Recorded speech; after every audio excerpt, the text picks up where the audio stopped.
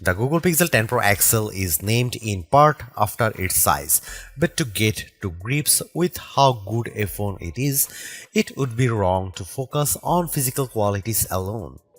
It is easy to point to things like the phone's incredibly bright display or its versatile cameras as major selling points. But this is a phone where the true value lies beyond the specs list. There are, in typical Google fashion, lots of AI features to play around with, features with a wide range of applications and utility. It's just a pity that Google seems to have learned some bad habits from Apple in not having all its features ready for launch day. Plus, Google flagship phones' inherent weakness in terms of power remains, even if battery life has improved. As the final big Android phone launch expect this year, I have been testing the Pixel 10 Pro XL against its main competition and also the latest iPhone just in case you are considering switching to or from an Apple phone. It's resulted in some of the most interesting phone comparisons of 2025 and I am thrilled to be able to take you through them. Pre-orders are up for the Pixel 10 Pro XL and its siblings until retail launch day August 28. If and when you decide to buy the Pixel 10 Pro XL, it will cost $1,199. That's technically more expensive than the Pixel 9 Pro XL from last year, but what's actually happened is that Pixel dropped the 128GB model. It's a shame that you can't get a cheaper extra large Pixel now, but it's not strictly a price hike. If storage matters to you, you can spec 512GB or 1TB for $1,319 and $1,549 respectively. But increasing the storage locks off certain color options. Only Obsidian Black offers all three options, while Jade Green is only available in the basic 256GB.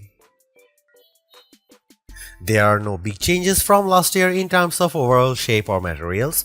Google is still using matte textured toughened glass on the back, Gorilla Glass Victus 2 on the front and shiny aluminum sides holding them together. There is still a reliable IP68 dust and water resistance rating too. There are alterations to be found if you look closer. Google made the phone's rear G logo metallic, slimmed and bezel around the rear camera bar, moved the SIM card tray to the top of the phone and added a second speaker opening to the bottom. But the only real difference is the overall width. The size change results in a larger display and a total weight that's about 5% heavier than the Pixel 9 Pro XL. That gives the Pixel 10 Pro XL the status of the heaviest of the main flagship phones on sale today, although only by a few fractions of an ounce. One other changes that applies only in US Pixel 10s is the removal of physical SIM support. It's eSIM only for American customers, while the rest of the world can still plug in their nano SIM card.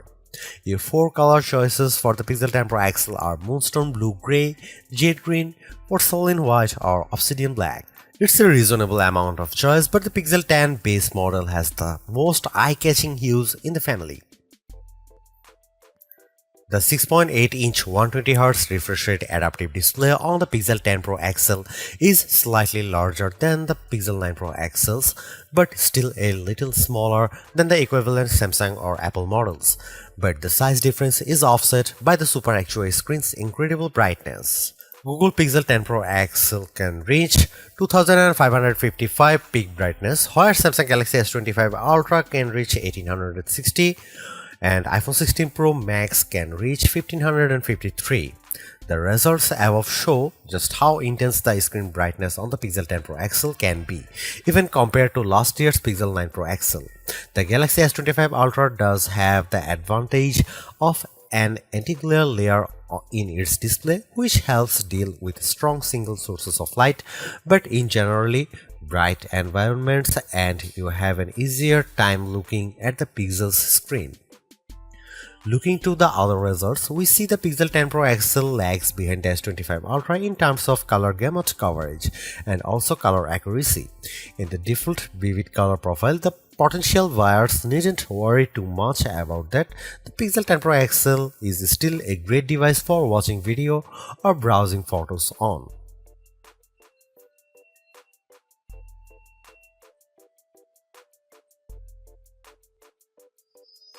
You might be surprised to hear that the Pixel 10 Pro XL's camera are identical to the Pixel 9 Pro XL's, at least on paper.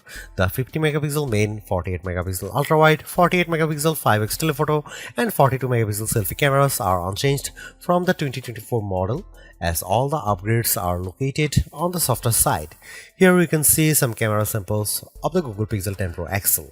Let's kick off the comparisons with main camera shot of a cottage. We see the first evidence of the Pixel 10 Pro XL's apparent default processing priority, balancing the brightness of all colors in the shot. This is perhaps why the Pixel shot is much warmer, with the Galaxy S25 Ultra's image being cooler and brighter.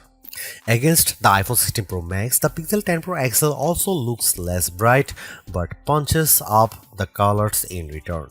The trees in the background in this view across a park are much easier to make out in the Google photo. And how does it compare against the outgoing Pixel 9 Pro XL? This photo of disused telephone box shows that the Pixel 10 Pro XL gives slightly stronger colors on the blue end of the spectrum, but is otherwise identical to the Pixel 9 Pro XL's image. In the night mode, with our subject being mini bottle of Henderson's relish, we see the Pixel 10 Pro XL struggle to capture the light compared to the Galaxy S25 Ultra, but the Pixel does have less of a red color caused by the curtains in the room than the S25 Ultra, which could be an advantage in some cases. Switching to the ultra-wide cameras and looking over a small stream in a wood, the Pixel's image pales compared to the S25 Ultra's far brighter shot. This is likely as a result of the Pixel's relatively small sensor not capturing as much light and the post-processing not being able to do enough to compensate. Macro mode also uses the ultra-wide sensor, comparing to the Pixel's effort against of the iPhone 16 Pro Max of a pink flower. The Pixel's shot is darker, again likely because of its small sensor, but the image still has good contrast as we can still make out the detail in the flower's center. The final rear camera on the Pixel we need to look at is the 5x telephoto camera, which I pointed at a breeze over a lake.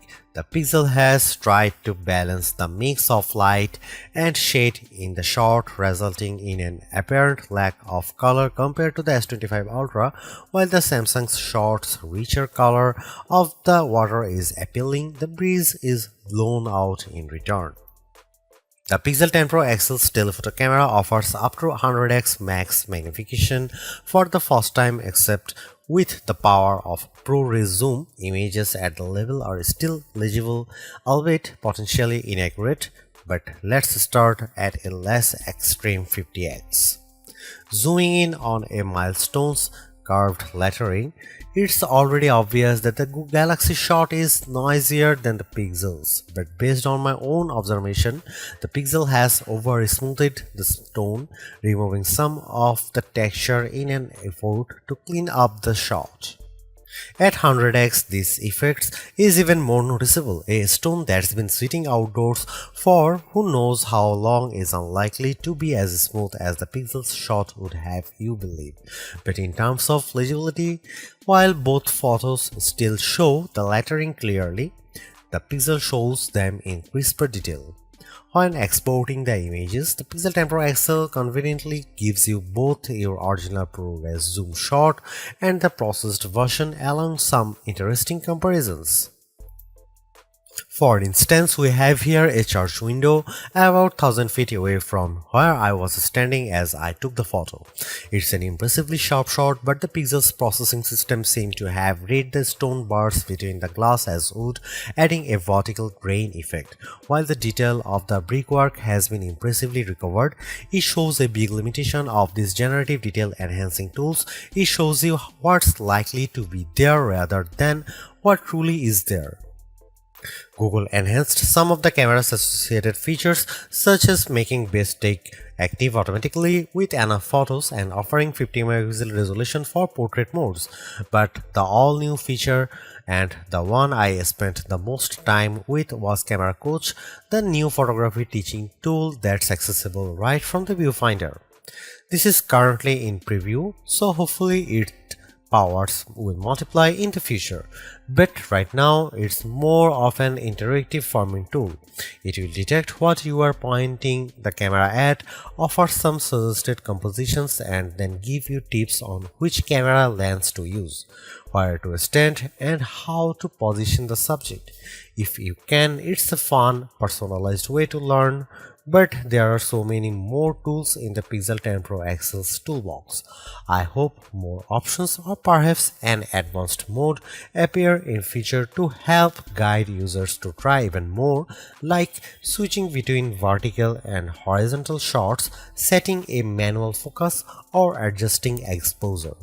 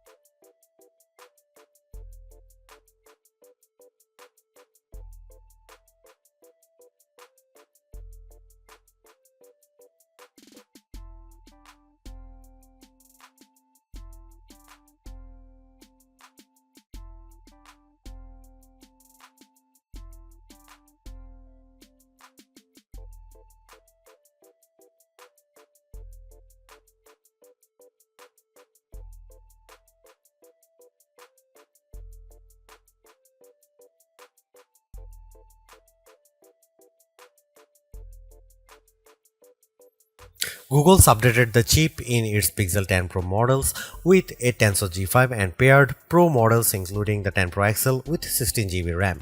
Considering that previous Tensor-powered Pixels have lagged behind in performance, we were curious to see how this update changes things. As the results demonstrate, the Pixel 10 Pro XL is noticeably improved over the Pixel 9 Pro XL, but is still underpowered when looking at the Snapdragon and A series chips that power the Galaxy S25 Ultra and iPhone 16 Pro Max. The Adobe Premiere Rush video test shows this specially. In my general gaming test of playing the graphically intense RPG XR Stress in order to get a consistent 60 FPS frame rate, I had to turn off anti-aliasing, reduce the resolution from ultra to high and environment quality down to average, and even the game would still experience hiccups. And reflections with Snapdragon 8 Elite can easily handle this game at maximum settings. Now that the 128GB Pixel Pro XL model has been discontinued, the Pixel 10 Pro XL starts with 256GB storage with the option to up that to 512GB or 1TB storage. This should be speedy storage to load and unload thanks to Google using the UFS 4.0 memory standard with 512GB or 1TB of storage on a US model. You also get zoned UFS, a feature that supposedly organizes data within your device's storage to improve its efficiency, speed, and the device's lifespan. We are not sure why this is limited to only a 2 out of 3 storage options and only to American customers, but it sounds like a bonus worth having. Google's made a few but effective upgrades to the Pixel 10 Pro XL. It's a masterclass in efficiency, changing and improving just enough to stay amongst the top of the pack in the most areas. The display's brightness is unmatched, and the camera's ultrawide perhaps aside offer a balanced, natural look that I can see a lot of people liking. It's unfortunate that the Pixel 10 series is still the lowest powered of the flagship phones on sale today and lags behind its main rivals on battery efficiency.